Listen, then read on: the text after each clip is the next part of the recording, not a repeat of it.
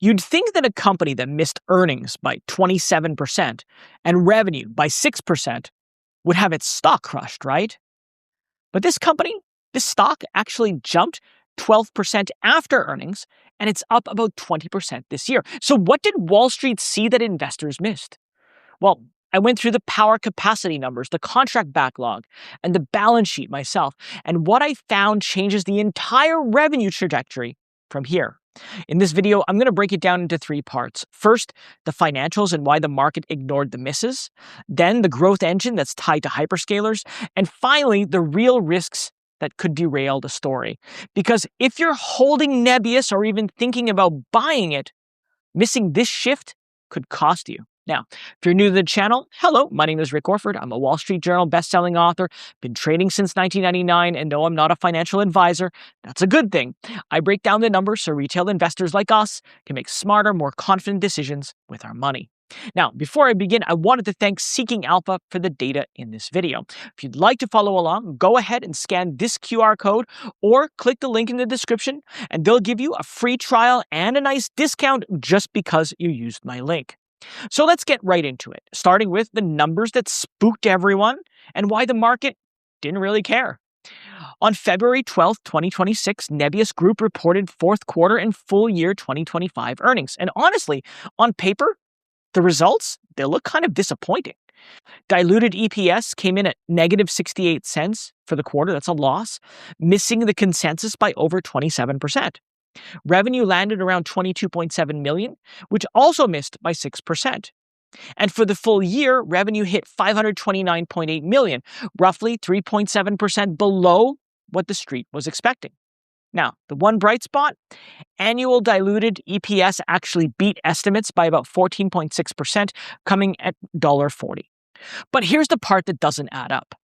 Despite all those misses, Nebius stock climbed roughly 12% after earnings, and it's up about 20% since the start of the year. So you'd think that the market would punish that report. Instead, it basically shrugged and said, the road ahead is what matters more. And after digging into the company's build-out progress and contract pipeline myself, my strong buy rating for Nebius stays right where it is.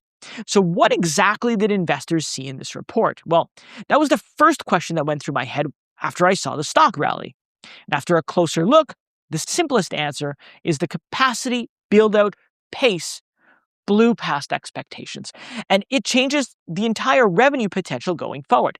For example, active power capacity hit about 170 megawatts by year end. That's the amount of electricity actually running their data centers. And that 170 megawatt figure exceeded the prior target of 100 megawatts. So they didn't just hit the goal, they crushed it. On top of that, Nebius raised its contracted power commitments from the earlier 2.5 gigawatt target to over 3 gigawatts. And more than 2 gigawatts of that is already locked in as of this month, February 2026. That gives institutional investors the real confidence that most of these commitments will turn into recurring revenue at some point. And most importantly, Nebius announced 9 new data centers coming online through the end of 2026. That would take their total from 7 to 16, assuming the build-out goes as planned. Now, personally, I think the market quickly realized that the revenue miss was mostly a timing issue. I mean, a lot of the new capacity came online late in the fourth quarter. So there just wasn't enough time for it to generate any meaningful revenue in that quarter. But the build-out is accelerating faster than expected. It's just that the money hasn't caught up yet. And the market reaction, well, it backs this up. I mean, Northland, for example, raised its target price from $211 to $232 a share. And BlackRock increased its Nebius position by 39,420%, going from roughly 23,860 shares to about 9.43 million shares. And within a week, Nebius reclaimed that psychological $100 level. At the time of publication, it's trading at just above that. So it's pretty clear what's happening. Wall Street is pricing in the capacity ramp, not the current revenue figures.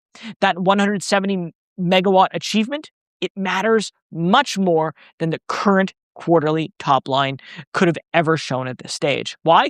Because it proves the core operation works, right? They're converting contracted demand into physical data centers. And in this market, revenue, it follows power. Getting power online is the critical indicator. But here's where the story takes another shift, because it's not just about growth, it's about profitability while scaling up. Core AI Cloud adjusted EBITDA margin jumped from 19% in Q3 to 24% in Q4. Now, this is how much cash the business generates before taxes, interest, and certain accounting adjustments. At the group level, adjusted EBITDA for the quarter came in at $15 million. And that is a big deal because it's the first time that number has ever flipped positive. Every NeoCloud business faces the same question, right? Can you actually make money while scaling this fast? Or is this profitability always just pushed into the next year? It looks like Nebius just answered that. Now, there is one accounting change that I do want to flag because it matters for how we read margins going forward. Starting in Q1 of this year, 2026, Nebius is going to extend GPU depreciation from 4 to 5 years. That means they're now going to spread the cost of their AI GPUs over a longer period, which makes each quarter look slightly more profitable on paper. So why are they doing this? Well, it's because the contract durations are getting longer. So that hardware stays useful for longer.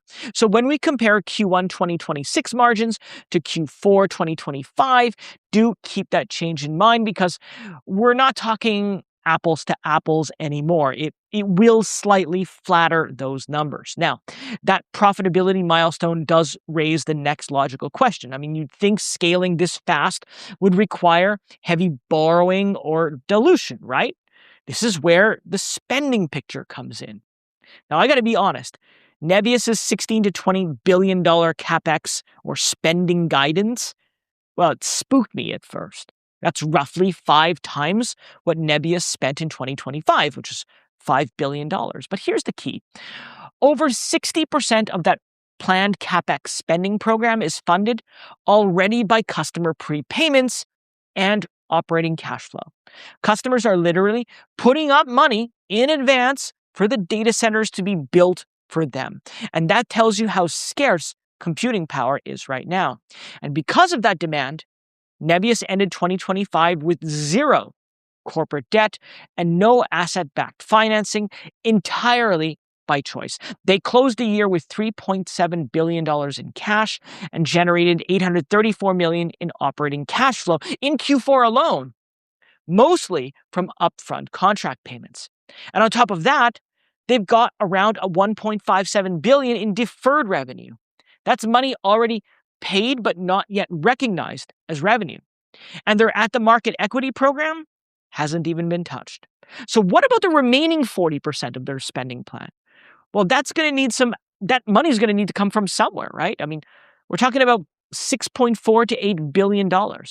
Now, management has signaled that they're moving towards what they call an optimal capital structure, which basically means introducing some amount of debt. Makes sense. Given that they're starting from 0, I don't find that concerning. The trade-off is very favorable. But I will be watching closely when debt gets issued relative to when new data centers actually come online. Now, the balance sheet does look strong and the build-out is funded, but none of that matters unless there's actual real demand. And Nebius has a combined contract backlog of over $22 billion, anchored both by Microsoft and Meta. As of February 2026, the Meta contract has been fully deployed and is being serviced. And Microsoft's first tranche was delivered on time in November 2025. And the remaining tranches are being delivered through the end of 2026. So as long as everything stays on schedule, we should see a full annual run rate contribution starting in early 2027. Now, during the latest earnings call, management did announce a $7 to $9 billion annual recurring revenue target this year in 2026. And here's the key. That doesn't depend on signing any new mega contracts. It's achievable with demand that's already locked in. It's already signed. So the real question now only becomes execution. Can Nebius activate capacity fast enough to convert these contracts into sales? Well, Wall Street expects 2026 revenue to come in between $3.03 and $3.76 billion. At the midpoint, that's just under $3.4 billion, or roughly a 540% growth rate from $529.8 million. Now, management has guided for 40% adjusted EBITDA margin for this year in 2026. If that materializes, we're talking about between 1.2 and 1.36 billion in adjusted EBITDA versus the current, negative 64.9 million. That would be a huge swing of over $1.3 billion in a single year, mostly from operating leverage. And then there's Meta's own spending guidance of between 115 and 135 billion in 2026, up 74% year over year. Now, reports suggest millions of Nvidia's Blackwell and Rubin GPUs could get deployed over this period. And since Nebius already has access to Nvidia's advanced chips, you'd think that it would benefit from that expansion, right? And it'd be one thing if growth alone guaranteed success. I mean, it doesn't. There's two major risks here, right? Execution and concentration. To make the numbers work, Nebius needs to bring 9 new data centers online and scale from 170 megawatts to between 800 and a gigawatt of connected power. And management says they're on track. But remember, revenue only gets recognized when the capacity is live. Construction delays, they're not far-fetched. And if projects slip, revenue and profitability will just get pushed out. Kick the can, so to speak, and the market won't react kindly, even if delays are out of their control. Then there's customer concentration. I mean, the vast majority of that annual recurring revenue growth through 2027 comes from just Microsoft and Meta. And if one of those companies changes course, Nebius will feel it, and so will the stock. But the good news here is that both companies are aggressively investing in AI with long-term build-out plans, but of course any shift in their spending or deployment schedules will show up quickly in Nebius's quarterly numbers. So what's my verdict? Is Nebius a buy at these prices? Well, at these prices, I think it might be a good time to start a position right now. I mean, Nebius is building a capital structure that's unusually favorable for a hypergrowth infrastructure company. I mean, they've got zero corporate leverage, 3.7 billion in cash, and customers, they're paying up front. And even if 80% of that build-out timeline holds, the risk-reward here, it's hard to ignore. The downside gets cushioned by contracts and the strength in the balance sheet, while the upside is tied to one of the biggest AI infrastructure expansions today. So that's my take on Nebius. But what about you? Do you think they'll hit that 2026 recurring revenue target? Let me know your thoughts in the comments below. And while you're there, of course, if you found the video helpful, don't forget to like and subscribe because it'll help others find the video, it supports the channel, and it makes sure that you don't miss out on my next deep dive. Well, that's it for me today. Thank you so much for watching, and I'll see you next time.